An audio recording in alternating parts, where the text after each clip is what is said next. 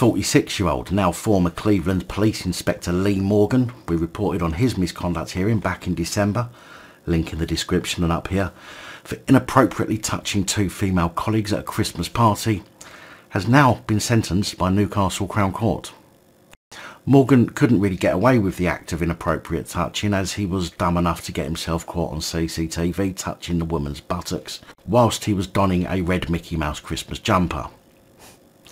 His conduct hearing found him guilty of misconduct following an apparent 23-year unblemished career, and he was dismissed without notice and placed on the College of Policing's Valentine's Day card list. Cleveland Police Chief Constable Mark Webster said at the time, "It is unacceptable for officers who are responsible for enforcing the law to break the law themselves." Yet so many of them do. And although Morgan didn't attend his misconduct hearing, having already resigned prior to it being held, he did give the hearing a statement which read, "I am very remorseful. I apologise wholeheartedly to the victims for any emotional impact on them," alluding to the possibility that his mental state might have had something to do with it, suggesting that he was suffering from undiagnosed mental health issues at the time, having worked in a stressful environment for such a long time. Boo-hoo. Maybe if this is the case, as so many seem to blame it on, police should only be allowed to work as police for a set number of years before being retired off under medical grounds or something, because I wonder just how much longer the public will accept these excuses.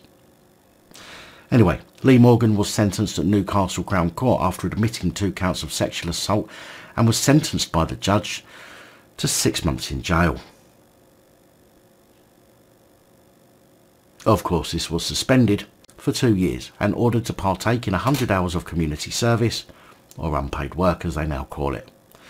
Now, to be fair, neither of the women who he touched supported the prosecution, as in they did not want Morgan charged and prosecuted for touching their bottoms, adding that neither of them suffered any psychological harm as a result of the touch.